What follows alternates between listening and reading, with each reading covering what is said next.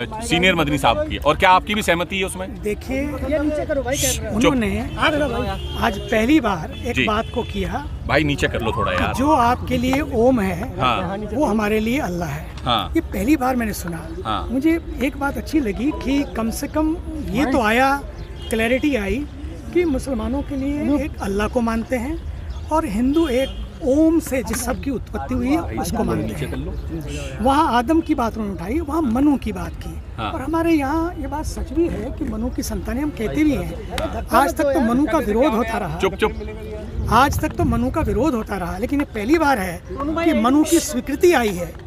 तो मतभेद हो सकते हैं लेकिन मनभेद नहीं होना चाहिए। आ रही है ना ऑडियो? मनभेद नहीं होना चाहिए। हाँ। एक बात।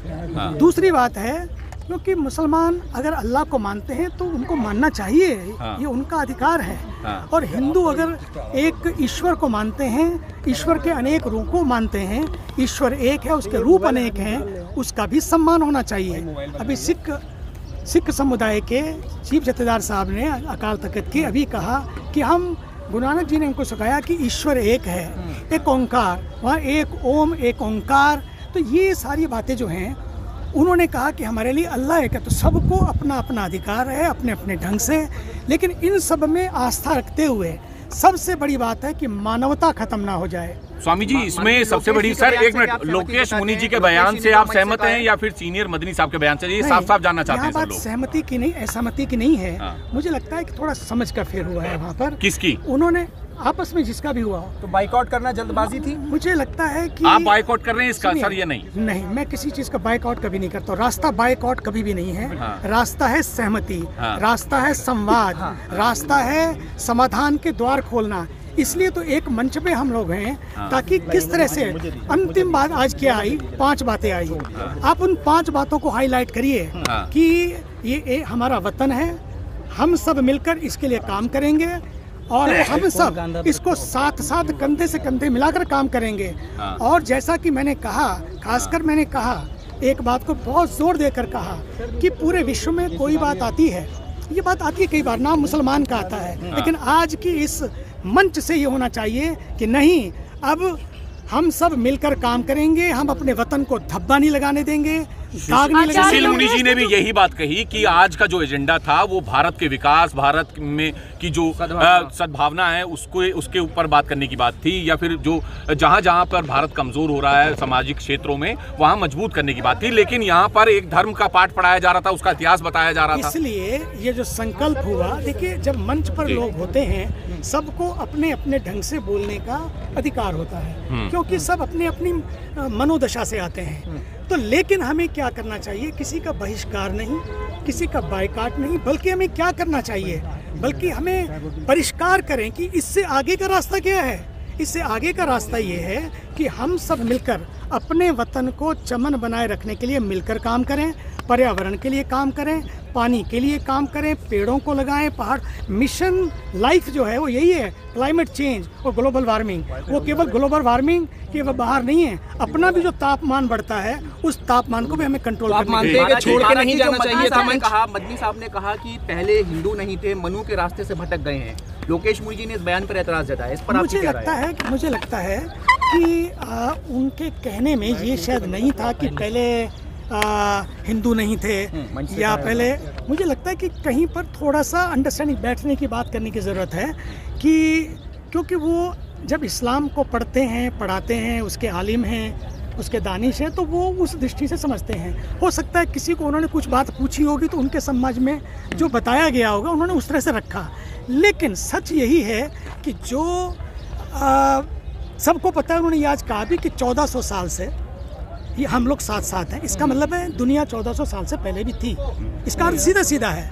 तो उन्होंने कोई इस तरह से ये नहीं कहा कि दुनिया पहले नहीं थी, दुनिया बाद में नहीं रहेगी। दुनिया पहले भी थी, दुनिया बाद में भी रहेगी। लेकिन 1400 साल से जो हम साथ साथ रहते आ रहे हैं, अब कुछ ऐसा माहौल बने कि हम आगे भी इसी तरह से रहते आएँ।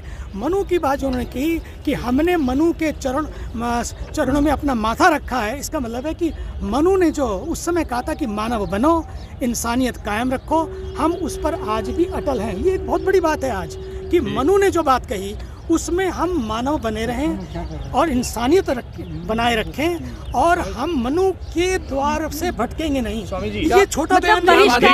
बात से कहीं ये निकलता है कि इस्लाम सबसे बड़ा और इस्लाम सबसे ऊपर, कहीं ये निकलता है मुझे या नहीं? लगता है कि देखिए, वो चूंकि इस्लाम को मानने वाले हैं, वो इस्लाम की बात इसी तरह से ही रखेंगे, क्योंकि उनको लगता है कि इस्लाम नहीं, क्या उन्होंने बढ़ाया इस्लाम को मुझे सबसे नहीं ऊपर किया लगता, या नहीं? मुझे नहीं लगता है कि उनके दिल में ये होगा कि इस्लाम बढ़े या इस्लाम को बढ़ाया जाए।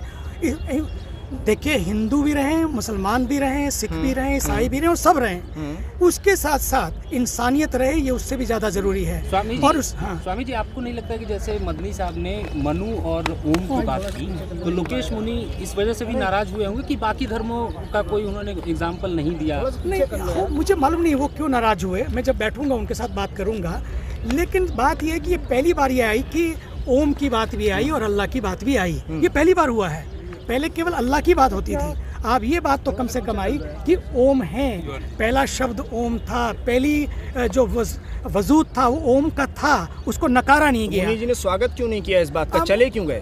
हो सकता है वो कुछ अपनी बात कहना चाहते हो या कुछ समय कम था, नहीं कह पाए। पंडित जी ने जो मुझे नहीं माना कहा कि ओम ही अल्लाह है, जी, इससे मैं ये कहता हूँ, अगर कोई ये स्वीकार करे ओम ही अल्लाह है, वो ओम में भी अल्लाह को देखें, मुझे लगता है इससे बड़ा स्टेटमेंट कोई और नहीं हो सकता। ये कैसे हो सकता है? मैं बता रहा हूँ, मैं आ रहा हूँ। सुनिए, ओम अल्लाह, वो ये नहीं कह रहे कि ओम ही अल्लाह है, वो ये नहीं कह रहे कि ओम ही अल्लाह है, बोले कि ओम को मानने वाले जिसको मानते हैं, और हम अल्लाह को मानने वाले मानते हैं।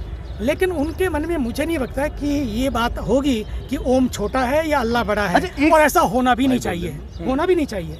वो तो बराबर बता रहे हैं, वो तो दोनों को बराबर बता रहे हैं। एग्जिस्ट करता है क्या? आप बैनर पे देख रहे हैं उस्मानाबाद का जिक्र किया गया, उस्मानाबाद कहीं एग्जिस्ट करता है? रामलीला मैदान है ये या उस्मानाबाद है? आप क्लियर करें। मैंने उस बैनर को भी नहीं देखा। मुझे लगता है कि मैं तो ये भी देख रहा था कि आज जो एक झंडा लगा है, बीच बीच में तिरंगे थे, पर मैंने तो धीरे से उनके कान में कहा अगली बार तिरंगा भी हो और ये झंडा भी हो, क्या दिक्कत है, लेकिन तिरंगा होना चाहिए। और उस तिरंगे में आज मैंने देखा बीच बीच में तिरंगे लहराए जा रहे थे, हर बस में भी तिरंगे थे। मैं आज के जितनी बसें मुझे मिली, सब बसों पर तिरंगे लगे थे। जब मैं यहाँ आया तो देखा तिरंगे बीच बीच में थे, पर मुझे लगा, मैंने धीरे से कहा, मैंने कहा तिरंगे बीच बीच में नहीं, लेकिन तिरंगा सामने भी लगा रहे, और मुझे लगता है कि अगली बार तिरंगा सामने भी होगा। बस ये मुख्य बात है कि हमें छोटी छोटी बातों पे ना जाकर ये देखना है, इस्लाम के मानने वाले लोग अगर इस्लाम की बात को मनभेद ना हो, वो अगर उसको देते हैं, लेकिन हम इतनी बात करें कि कोई मतभेद क्रिएट ना करें। आज के उससे मंच से एक संदेश जाए कि हम पूरे भारत के लिए दिल लगाकर काम करेंगे, कोई दाग नहीं लगने देंगे, ये और पर्यावरण के लिए काम करेंगे। ये आज का संदेश है। सर, एक मिनट